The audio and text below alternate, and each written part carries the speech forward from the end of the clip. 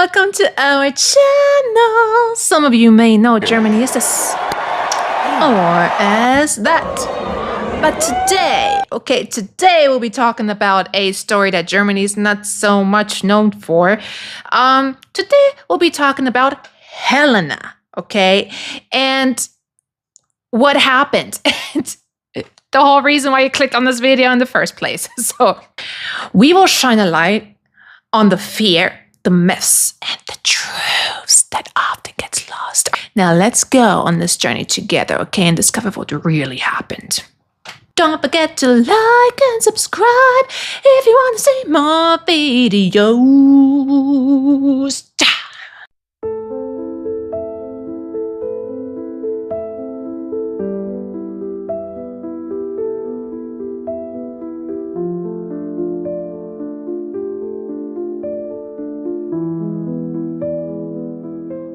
So, Helena Curtens, oh my gosh, guys, she endured such unimaginable hardship at just 14 years old. So let's explore her personality, her tragic death together, and what this story can teach us, and why we believe that not much has changed in society.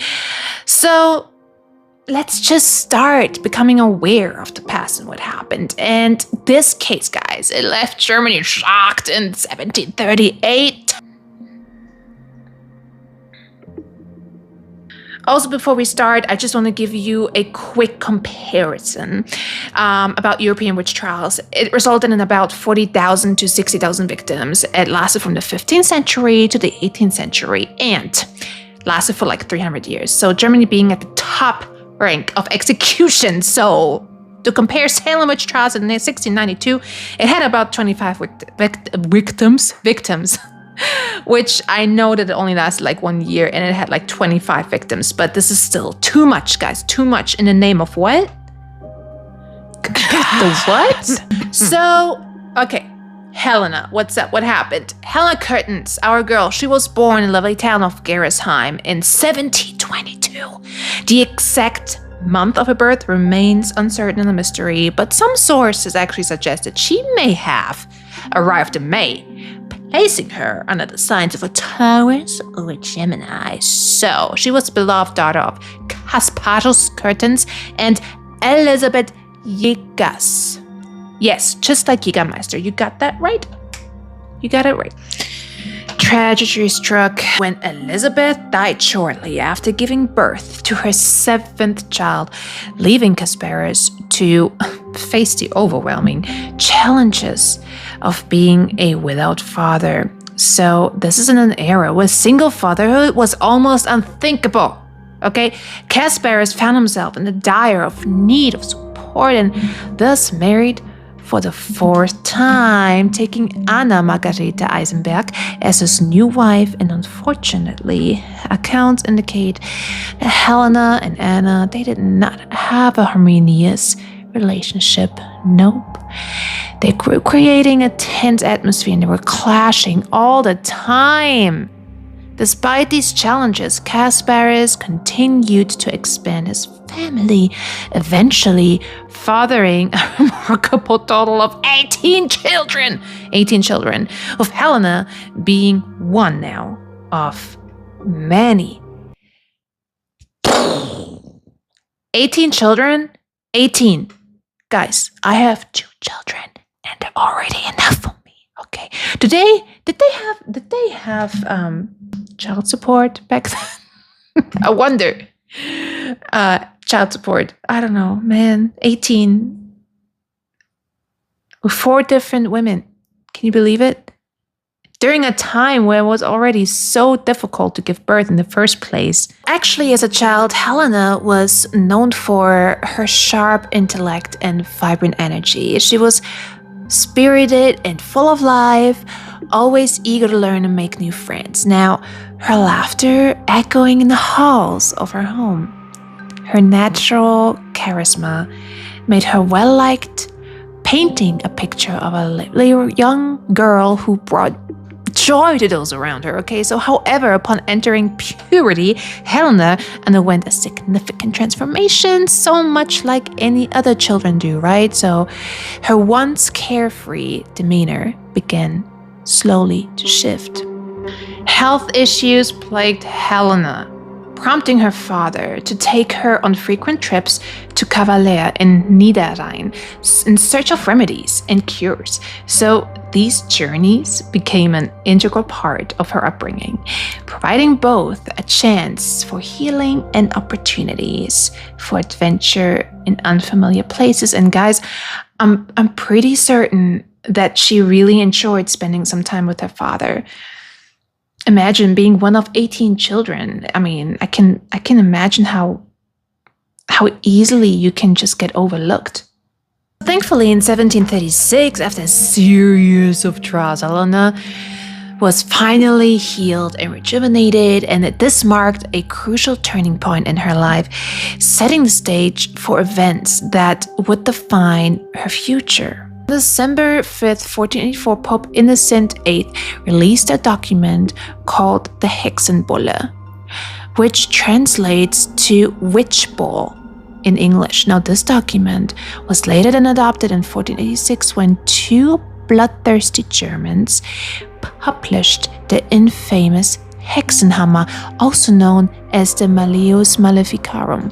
This was a response to a national crisis where the people sought someone to blame for natural disasters and other issues that lacked scientific or logical explanations. So their goal was to eliminate any unseen forces they believed were causing their suffering. And of course, profit was as well motivation.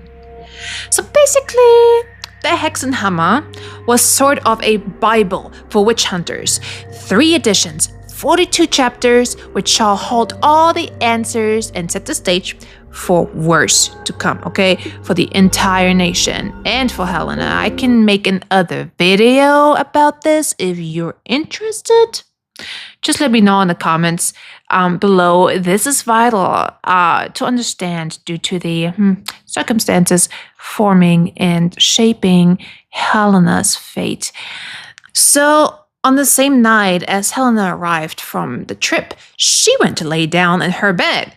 She turned off the candlelight, pulled up her blanket, and maybe even thought about her trip with her father as she slowly drifted off to sleep, when she suddenly, just right before she closed her eyes, saw a dark figure standing in front of her bed. Driven by fear of the unknown, Helena was frozen. She did not understand the situation. Listen, y'all, okay? I'm pretty open for seeing things, but also, like, I'm the last person that wouldn't believe you if you tell me that you saw something, out of the ordinary. But a man, a shadow figure, just standing right in front of you during nighttime, like, I think I would get a heart attack. I mean, I wouldn't be able to handle it. I know that some of you guys, you've seen some sort of like shadow people. It's a complete different topic, but I believe this is when you lay down in your bed, you're paralyzed and you're kind of unable to move, and then just randomly some shadow person walks right up to you, whatever. No, thank you very much. So if this is what she experienced, I think that would make me a bit, I don't know. I mean, can you imagine? So the following day, little Miss Helena, seemingly fine after her experience, returned to share her healing and the adventures she had during her trips. So in her excitement, Helena, typical of a 14-year-old if you ask me, began talking about ghosts. So for some reason, right, she also mentioned that her neighbor, Agnes Ullmann, had something to do with her supernatural abilities. Additionally, she spoke about a dark man, presumably a shadow figure who had been visiting her every night since she returned from her trip. Honestly, I think she may have just been asking for reassurance, right? So perhaps she was unsure and mostly still afraid about what she had seen, if it's true what she said, right? So maybe she was super unsure of herself, especially as a teenager, and the losses that she endured when she was a young child. So we do not know why she accused Agnes Ullman. Although, I mean, something must have happened, right? That caused Helena to do so.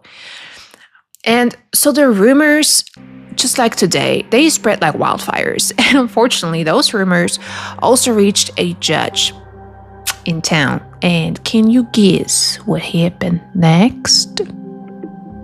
So 14-year-old Helena and 47-year-old Agnes were picked up by the court and brought into prison. Now, this is where the story gets really interesting. Allegedly, ghostly apparitions came to her and asked her to help multiple lost souls on this earth cross over. Now, this would require human sacrifice in the name of the Holy Mother of God. And in return, Helena would receive fabric towels as a token for her good deed. These towels should help her illness and cure her. That's what Helena said. She also said one of the towels she gave to the devil himself, and the other towel she gave to her neighbor Agnes, who, according to Helena, promised her she would get better soon if she worked with the devil.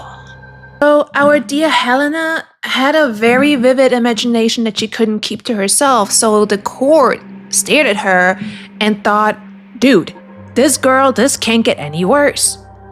But she proved them wrong and said, you know what, I can do a lot better. I said that I had encounters with the devil, I made random items fly through the air, and I rode through the town alongside him, insisting that she was in random places at once. So witnesses allegedly even came forward to confirm her bizarre stories. After several attempts at the torture, the court decided to keep Helena in a very, very dark prison cell with no light whatsoever. And they weren't done there. No, they added an exorcism to that list, to all the pain that she had already endured during the torture. Now you'd think she would start to deny any of these accusations, but you know what? The opposite happened. She added more details to her story. And what do you know? 2 years later, 16-year-old Helena and Agnes, mother of 7 children, were brought to the market square, burned alive, and their accusations, devil's lust and blasphemy. The consequences, being burnt alive. The law, the Hexenhammer.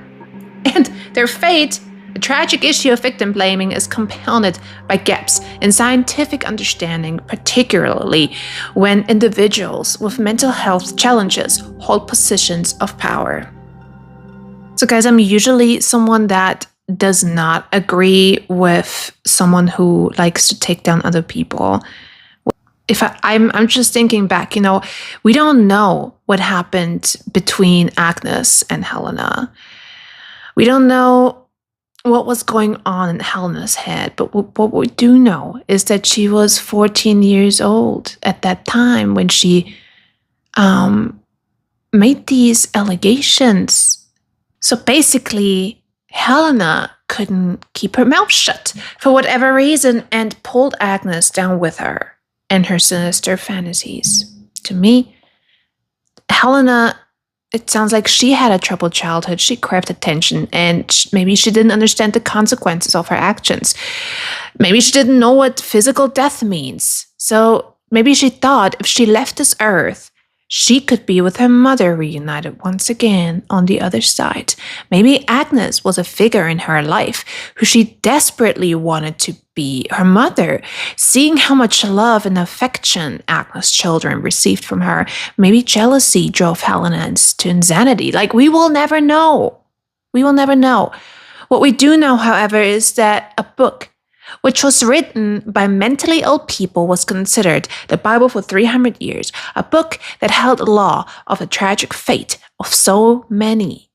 What we could possibly learn from this? Well, we'll let you think for yourself and let you take a look around you. So we do encourage you to watch the other video linked below about another witch trial. But other than that, let us know what you think about this video. I mean, do you feel like there's any similarities compared to our today's society? Do you think maybe Helena just wanted to escape life and didn't want to go down by herself? Do you think, oh, maybe, just maybe, these things really happened to her? You see, I'm like in between worlds sometimes. Sometimes I feel like this can't be explained by whatever our brain can comprehend, right? And on the other side, I'm like, but who are we to be so ignorant? If we learned anything from past events, especially when it comes to religion and, science and experiences by other people, and who are we to decide that there's not more out there? So maybe she did see someone standing there. Maybe she had clashed with Agnes. Maybe she had a crush on one of Agnes' kids, and somehow that jealousy got to her. I don't know what kind of crazy stuff they did back then in the villages. I mean, you tell me, right? Anyway, I just feel like that didn't have to happen. And I mean, can you imagine being burnt alive, man? It just, every time I think about it, I get tears in my eyes. Okay, guys, this will be it for today. Thank you so much for joining us, and see you next time again soon in our next video. Bye!